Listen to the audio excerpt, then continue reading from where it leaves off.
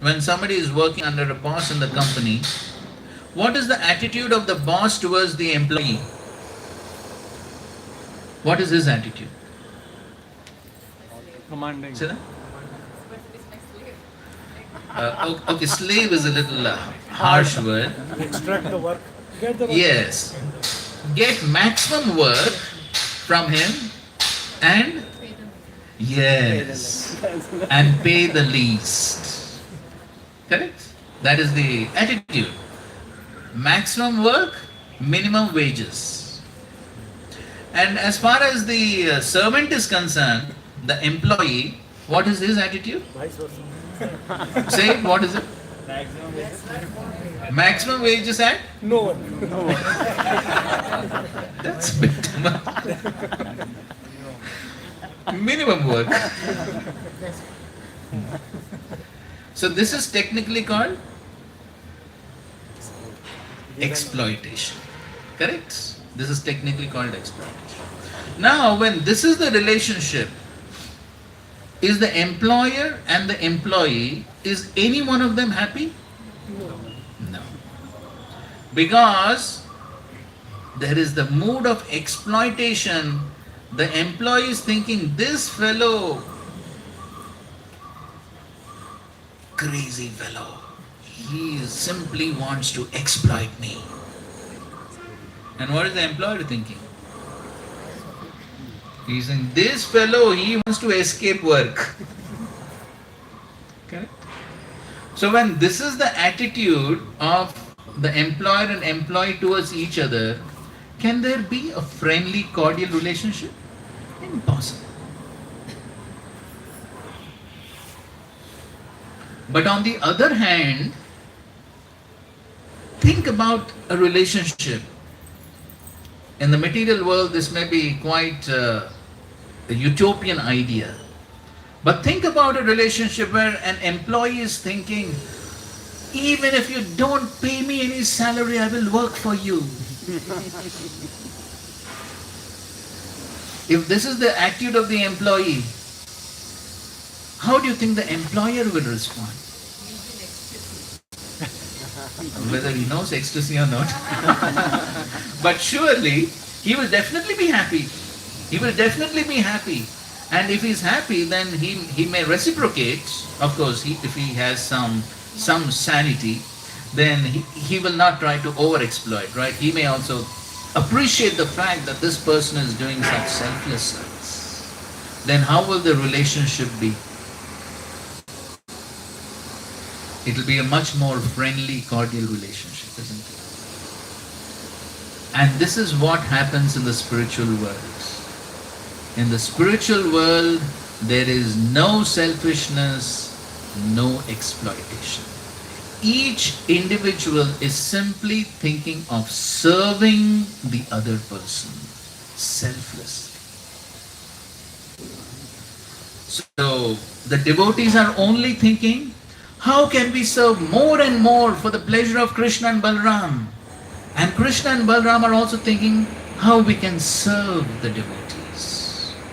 And because there is no exploitation, each one is thinking only of serving the other person. Those relationships are very, very intimate.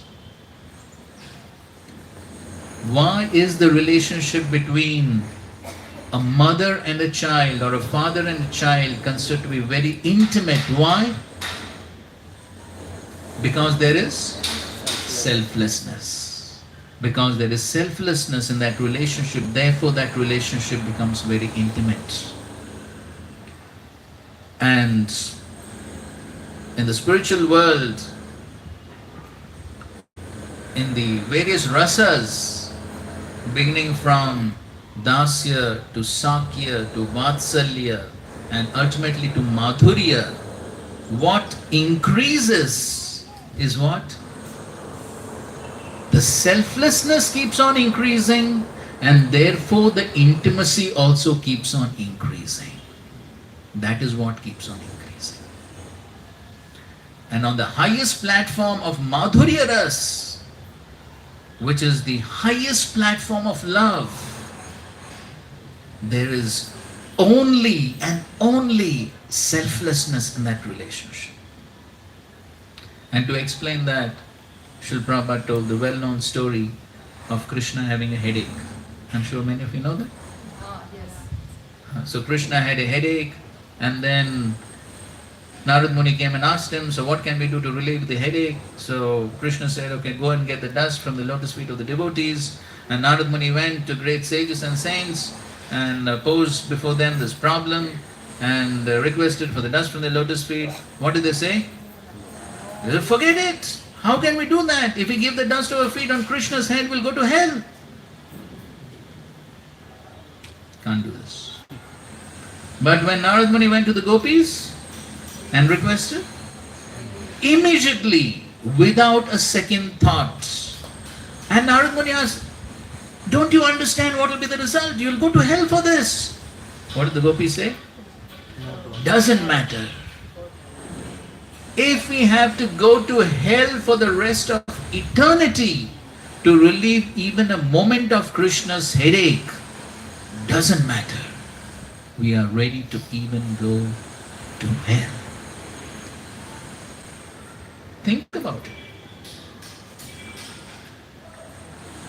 We are all practicing devotional service to go where? To the spiritual world, right? Go back home, back to Godhead. If we are told, after practicing devotional service this entire lifetime, you will definitely go to hell.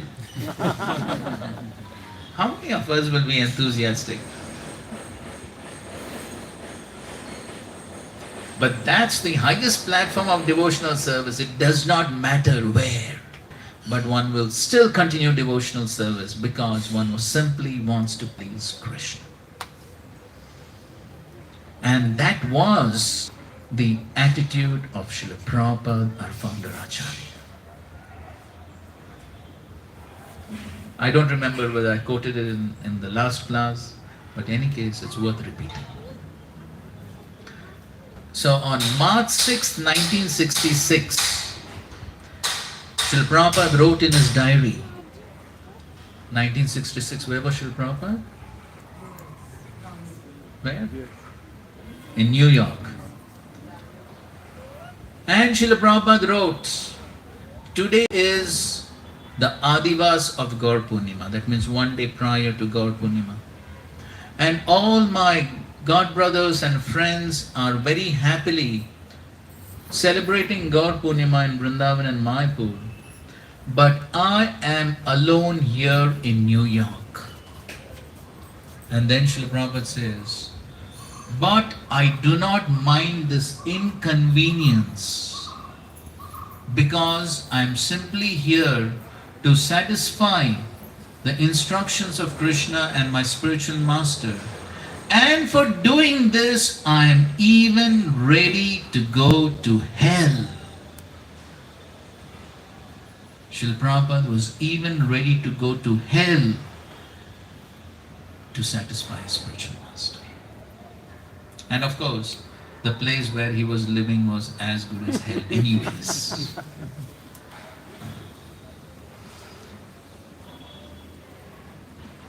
Can't imagine. So Mukund Maharaj writes in his book Miracle on the Second Avenue, the place was simply stinking of urine, wine and vomit. That was the place Srila Prabhupada was staying. But Srila Prabhupada stayed there only out of love for all of us. Mahabhagavat Paramahamsa staying at Vrindavan was staying in that type of stinking place just to show compassion to all of us. And only because Srila Prabhupada made that sacrifice, today we are all sitting here. Only because of that. We can never forget what Srila Prabhupada went through to establish this International Society for Krishna Consciousness. And that's the reason why we are able to practice devotional service and discuss and speak Krishna Katha. So the point is that that's selflessness. there is no consideration of one's own comforts and one's own conveniences, but simply one is ready to satisfy the other person. So that was the relationship between Krishna, Balaram and the cowherd boys. And so therefore the cowherd boys very tactfully said, we want those fruits, very nice tasty fruits, because then Krishna and Balaram would be eager to get the fruits, and by so doing then there would be a wonderful pastime for everyone to see. And so that was a request, and as soon as the boys made the request, so immediately Krishna and Balaram, they became very enthusiastic, very eager to get the fruits, and they set out to Talavan. And the boys told Krishna and Balaram that even though there's so many wonderful fruits, ripe fruits, but there is a big demon in the form of a huge ass named Dhenuka. And so therefore, no one can even go close to that place. Not even animals, not even birds go close to that place. Because this demon, actually he was not much interested in fruits, because he was practically a non-vegetarian. So he only ate animals and birds. But still, the proprietorship tendency, this is mine and nobody can enter. Just we were reading in the Bhagavatam 4th canto purports that. So therefore people have all these boards. Trespassers will be prosecuted. Beware of dogs. Bangalore? Become my property. No one can enter. So you see dogs, as soon as some other dog, some other person enters into the territory, immediately, bow wow, get out. So same mentality. And so therefore, Krishna Balaram set out to the Talvan forest, and as soon as they reached there, Balaram, he immediately took one of the tallest tal tree, palm tree, and began shaking it vigorously. And as soon as he shook, then all the fruits, ripe fruits, began to fall. And when the fruits fell with the sound, immediately Dhenukasur, he was alarmed. Who has come into my territory without my permission? He became very upset, very angry, and immediately rushed to the spot. And he saw these boys, just small boys. Nobody dared to come, and these small boys dared to come into his territory. And so immediately Dhenukasur, he began to attack Balaram. And the way asses, donkeys attack is, how they attack? Kicking with hind legs. Yes, kicking with the hind legs, back legs. And so Dhenukasur started kicking Lord Balaram on his chest with his hind legs. And Lord Balaram tolerated for some time. But then when Dhenukasur repeated his attacks, then immediately Lord Balaram, he caught hold of the hind legs of Dhenukasur and whirled him around. And as Balaram whirled him around, huge asses, not small ordinary asses. Very difficult to see asses these days, right? In cities. I don't know how many had darshan of asses in Bangalore. Maybe we have to go to GV, right, to have darshan of asses. They have some asses there, huh? Yes. So any case, but these were not like ordinary asses, they were huge, gigantic. But Balaram, he is the source of all strength. Lord Balaram, what he does, on his hoods, what he holds? On his hoods, what he holds? Earth.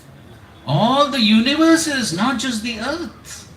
All the universes with millions of planets and oceans and hills, all these he holds on his hoods. So for him, this ass was just like a toy. So but in any case, no, Lord Balaram effortlessly just wheeled him around with his hind legs. And as he was wheeling him around, Dhenukasura lost his life, and Lord Balaram hurled him to one of the tallest palm trees, and because of the weight of this huge ass, the palm tree fell down, and that fell on another palm tree, that also fell down, and so in this way a series of palm trees they fell down as if there was a huge hurricane. Jai Lord Balaram ki Jai. So and then as soon as Dhenukasura was dead, all his associates, friends, all of them became very agitated, and they also came to attack. And so they attacked Krishna and Balaram, and both Krishna and Balaram, they caught hold of these different asses and gave similar treatment, whirled each one of them with their hind legs and threw them on the trees. And it's described that all these different asses, they were of different colors. Special asses, different colors. And so therefore, when all those colorful asses were on those trees, it appeared a very beautiful panoramic scene, as if different colored clouds had gathered on those trees. So it appeared very beautiful. So in this way, Krishna and Balaram killed all this Dhenukasura and all his associates in the form of the asses. And as soon as all these asses were killed, demons were killed, then immediately all these cowherd boys, they came to collect the fruits, and then so many other people also came to collect the fruits, and so they were very happy to get these very tasty tal fruits. So in this way, we find that Krishna and Balaram perform these various leelas, various pastimes, and in this way they gave great joy to all their associates, to their friends. And this is the spiritual world. So in the spiritual world, everyone is simply trying to give happiness to the other person, and in this way there is unending spiritual happiness in the spiritual world. So we find that this Dhenukasura has been specially killed by Balaram, not Krishna. And so therefore the Garga Samhita explains the reason, says that this Dhenukasura, in his previous life, he was one of the sons of Bali Maharaj. I'm forgetting the exact name, something like that. Anyway, no. So one of the sons of Bali Maharaj, and so one day this the son of Bali Maharaj was enjoying with some 10,000 women on Gandhamadhan mountain, and there was also Durvas Muni performing his meditation. So obviously this person created a lot of disturbance for Durvas Muni, and so Durvas Muni got angry, and when Durvas Muni gets angry, what does he do? Because this boy, that you fool, you're behaving like an ass. You don't understand, I'm sitting here to meditate and you're creating so much of disturbance. So therefore you become an ass. And after 400,000 years, you will be fortunate to be killed by Lord Balaram, and that's how you'll be delivered. So that's how Durvas Muni cursed him. And the reason why Krishna does not kill him is because, anyone knows? Because Krishna had promised Prahlad Maharaj, of course Lord Narasimhadev, had promised Prahlad Maharaj that Krishna will not kill any of his descendants. So therefore, because Prahlad Maharaj is descendant Bali Maharaj, so therefore Krishna does not kill and Balaram kills. Of course, our acharyas like Bhaktivinoda Thakur also explain what these various demons represent. And so therefore, Bhaktivinoda Thakur describes that this demon, Dhenuka, who is in the form of an ass. So what does an ass do? A donkey of this world, what does he do? What is the speciality of the ass? Useless. Your burden. Yes, carries huge loads. Why does he carry? Huh? Oh yes, he's giving a wonderful answer, huh? To get fresh grass, even though it is available everywhere. But that is the foolishness of the ass. The foolishness of the ass is that he thinks that he needs to carry that huge load to get grass. But grass is available everywhere.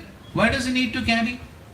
That is the foolishness of the ass. Or as Srila Prabhupada says, so the dhobi puts a huge few tons of clothes on his back and the ass carries them, though not one cloth belongs to him. So that's his foolishness. So similarly, Bhaktivinoda Thakur is explaining, as we were discussing at the beginning of the class, about material education.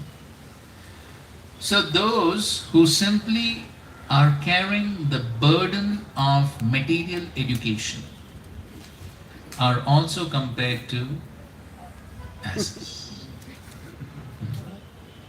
Because the analogy is perfect. The same thing. The person is thinking that I need all this material education for what?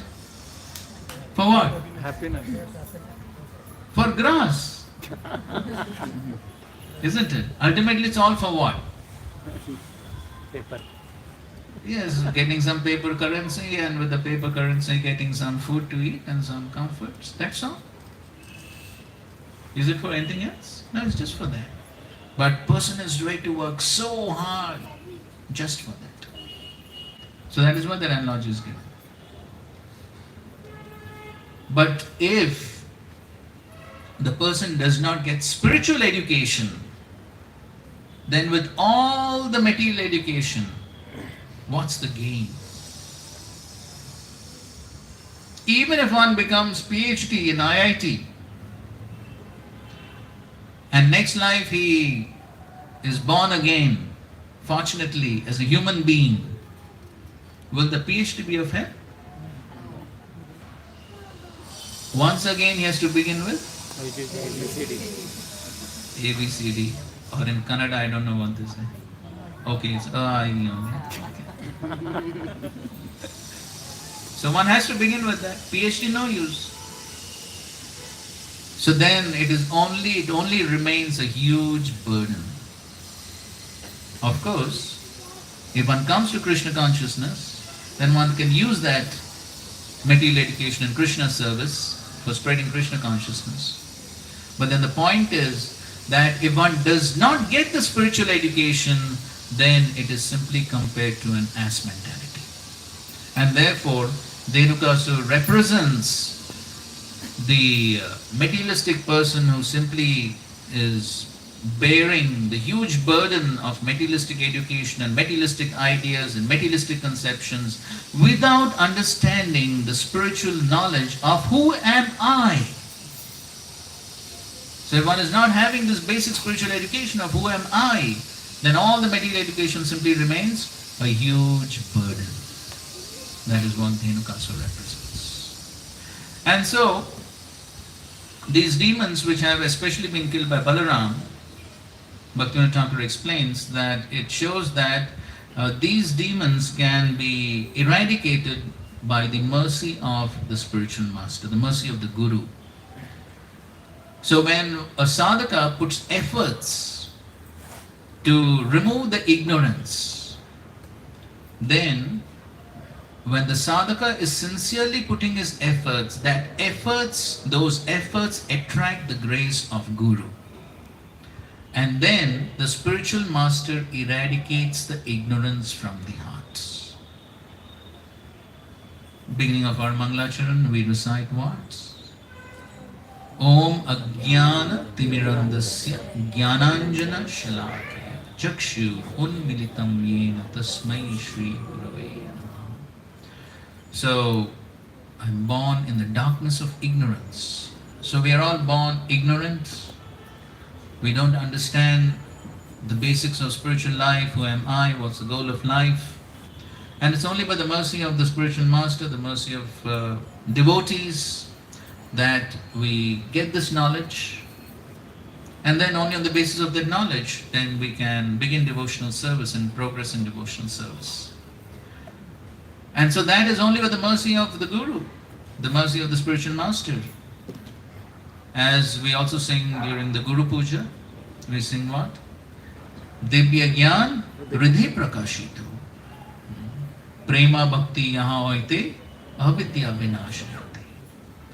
So that is what the spiritual master gives us.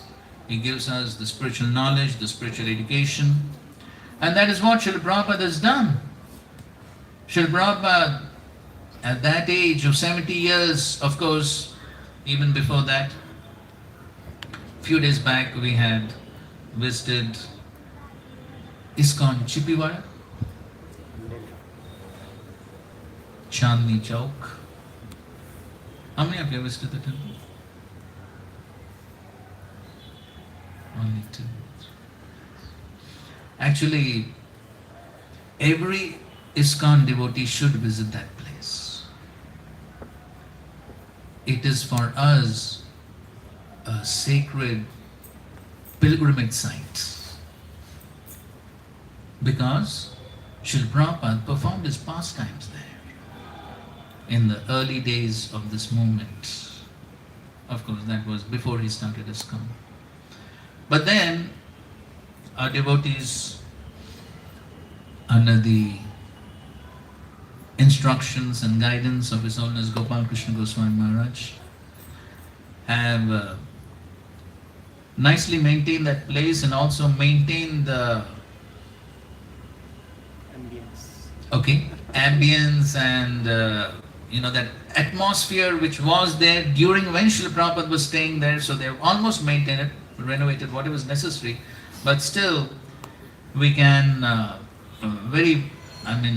at least personally, I'm sure every devotee who visits that place will feel such a strong presence of Srila Prabhupada in that place. And it gives us some idea of what were the austerities that Srila Prabhupada took to give us this knowledge of Srimad Bhagavatam. As they say that that place, very close to the place is Jama Masjid, and there is Lal Killa, Red Fort. So all these are very historical places, heritage places, and so therefore it is also the order of our government that most of these places should be retained as it is, and nothing much should be changed. And so therefore those places are almost as it is, and as His Holiness Satsvarup Maharaj writes in the Leelamrit, it is like that. Even today the place is so congested, one can walk from one building to the other on the terraces. They are so close, such a congested place. And Srila Prabhupada, 70 years old, he was staying there alone, practically nobody to assist him. And at that time, there was a single bulb on top, an old rickety fan, that's all. And surrounding, there were all these people staying, small children making so much of noise. And devotees were saying, but still Srila Prabhupada, even though these children were so much disturbing Srila Prabhupada, but still Srila Prabhupada would be very friendly with these children. And sometimes, so in that place, those people there, they like to fly kites. And devotees were saying that Srila Prabhupada would sometimes fly kites with the children, just to keep them happy. But it was such a noisy place, and Bollywood music and this and that. But Srila Prabhupada was totally focused. Srila Prabhupada had his old typewriter. And Srila Prabhupada was not an expert typist. Some of you have seen old typewriters? Yes. Anybody has tried to operate them? Yeah.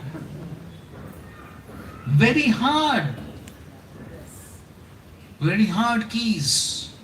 Srila Prabhupada was not an expert. Just with his 2 fingers he was trying to type.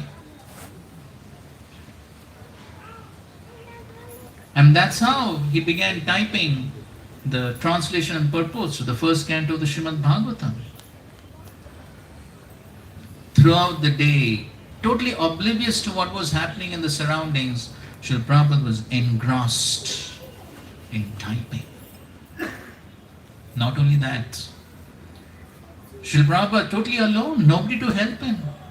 So close by there was the paper mills and the paper markets. Srila Prabhupada, he would not employ anyone to get that paper. Srila Prabhupada would personally carry the paper on his head to the printers. And what was Srila Prabhupada's consciousness? Srila Prabhupada was thinking, this paper is going to be used for printing the Srimad Bhagavatam, which is non-different from Krishna. So therefore, what I am carrying on the head is not just ordinary paper, it is Krishna. That was Srila Prabhupada's consciousness. And Srila Prabhupada would take that paper to the printers at that time, OK printers, and the printer, the man at the printing press would ask Srila Prabhupada, Swamiji, have you had something for breakfast? Srila Prabhupada, to save some money, he would not even eat anything. And that printing press person would feed Srila Prabhupada something. That is what Srila Prabhupada did to give us the Srimad Bhagavatam, to give us the Bhagavad Gita, to give us this knowledge that today for us it is so easily available, right? Want a Bhagavad Gita, Bhagavatam, what one has to do? Just request, the devotees will be more than happy to supply. But Srila Prabhupada had to go through so much of sacrifice for that. That is what the Guru does. The Guru gives the knowledge, the spiritual knowledge, so that we give up these useless efforts in this world to increase our material knowledge and material life and come to the path of spirituality to get spiritual knowledge by which one gets rid of this ignorance and understands the true goal of life. And then one can take to the path of devotional service. And by taking to the path of devotional service, chanting the holy names, following the rules and regulations, following the instructions which Srila Prabhupada has given in his books, by following the process, one can progress in devotional service, and one can, at the end of this life, by Krishna's mercy, by Srila Prabhupada's mercy, go back home, back to Godhead, to Golok Vrindavan, where one can play with Krishna and Balaram and all the cowherd boys. So how many of us want to join in Krishna's play? Haribo. Oh, there's no enthusiasm at all. I told you that's sufficient prasad, right? How many of you want to go to Golok Vrindavan to join in Krishna's play? Haribo! That's better. That's the goal. In so many lectures, Srila Prabhupada says, you simply chant the holy names, follow these rules and regulations, and you can go back home, back to Godhead, and play with Krishna, talk with Krishna, eat with Krishna, and dance with Krishna. All this is possible simply by following the process given by Sri Chaitanya Mahaprabhu and Srila Prabhupada. Just the simple process, but such a sublime and eternal destination where no need to go through all the troubles of traffic jams in Bangalore, and paying all the bills. In spiritual world, no bills. Big bills. You get big bills here? Electric bill, water bill. But in the spiritual world, no need. Everything free of cost. Simply enjoy. Simply eternal spiritual happiness. Playing and dancing with Krishna. Such an amazing life. So this is our goal. And it is very much possible if we simply follow the process that Srila Prabhupada has given. Thank you all very much. Hare Krishna. Srila Prabhupada ki Jai. Krishna Balaram ki Jai. Samved Gaur Bhakta Vrinda ki Jai. Hare Krishna, Krishna Krishna, Hare Hare, Hare Rama, Rama Rama, Hare Hare. Hare Krishna.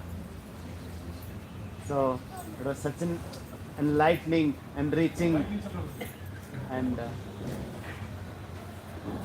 nectarian class. Prabhuji so beautifully he talked about. Devotees can come forward. Like, Right, Michael? This will take this.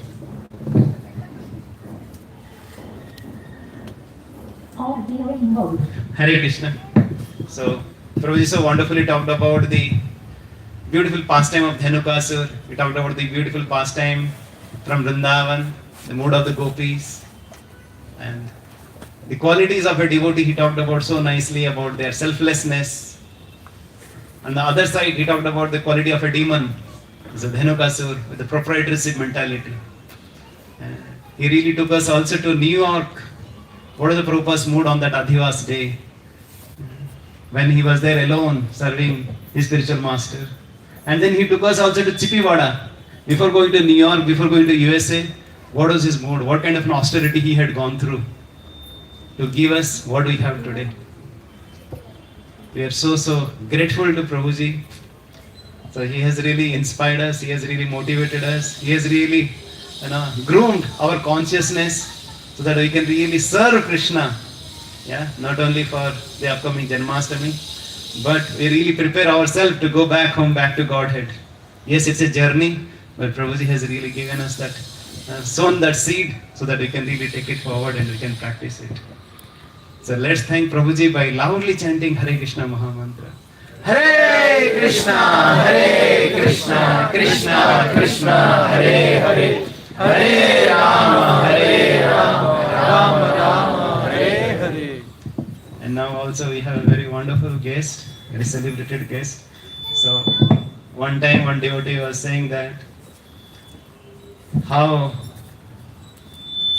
once Prabhupada went to one Rath and Prabhupada was offering obeisances, and as he was offering obeisances, the devotees were saying, "Oh, Srila Prabhupada, the deities, Lord Jagannath, Baladev, Subhadra, they have now already gone to the temple." And the Prabhupada said, "But these are the carriers, this is the Rath which really carried Lord Jagannath, Baladev, Subhadra, so they are also worshipable." And similarly, we have so two wonderful devotees who are always carrying Prabhupada's words, the Lord's messages, the Lord's name, always in their heart, how much glorious and how much worshipable they are.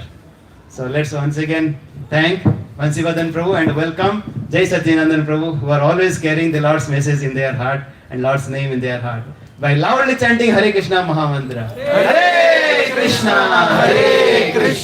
Krishna Krishna, Hare Hare, Hare Rama, Rama Hare Hare. Prabhuji talked about the activities of Vrindavan, activities of the spiritual world. So yes, we are going to witness a little bit of that with the ecstatic kirtan of melodious kirtan and the heartfelt, soulful kirtan of His Grace Jai Satyanandan Prabhu. The way he sings, the way he dances, it really reminds all of us of the beautiful spiritual world. So let's welcome once again His Grace Jai Satyanandan Prabhu by loudly chanting Hari Bol 3 times. Hari Bol, Hari Bol, Hari Bol.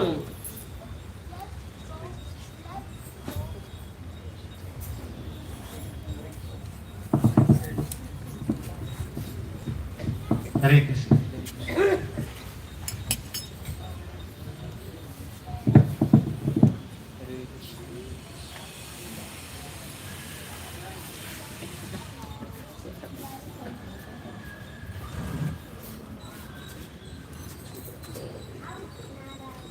Hare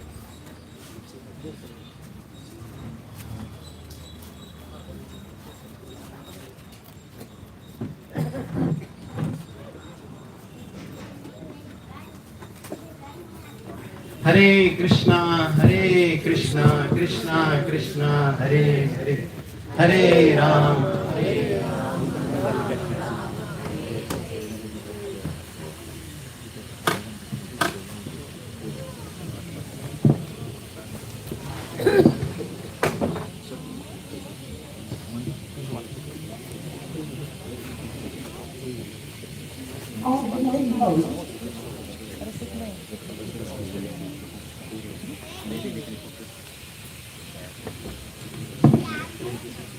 Hare Krishna, I would request the devotees to please come forward. Please come forward, the Matajis and Prabhujis.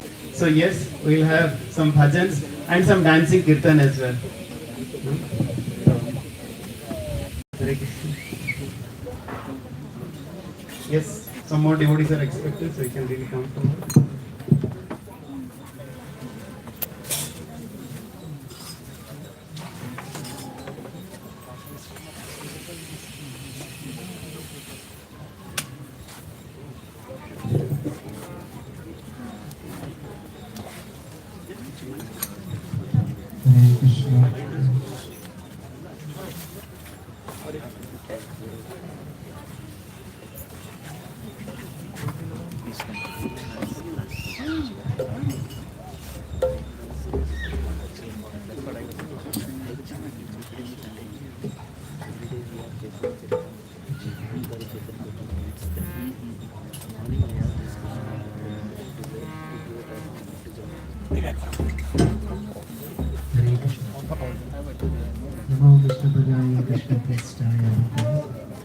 श्रीमते भक्तिवेदांत स्वामी निति नारायण नमस्ते सारस्वती देवी गौरवाणी प्रचारिणी निर्विशेष शून्यवादी पाश्चात्य देशतारिणी जय श्री कृष्ण चैतन्य प्रभु नित्यानंद श्री अद्वैत गदाधर शिवासादि गौर भक्तवृंद हरे Krishna Krishna Krishna Hare Hare Hare Ram Ram Ram Hare Hare.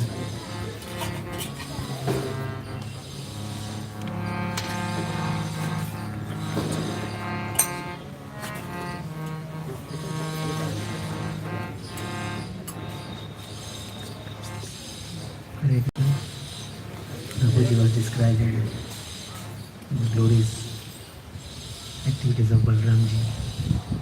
So Balram Jayanti is coming. So first I will begin with the bhajan glorifying Prabhupada.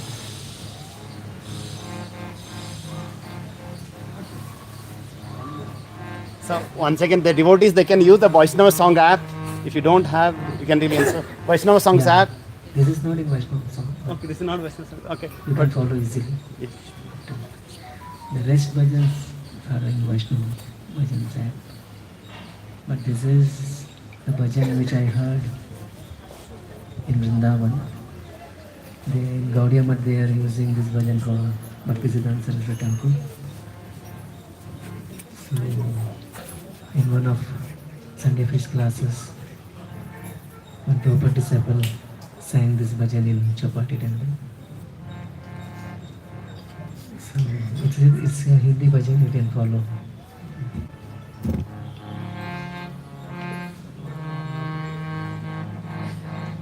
Prabhupada कृपा करके मुझको अपना लेना प्रभुपाद कृपा करके मुझको अपना प्रभुपाद कृपा करके मुझको अपना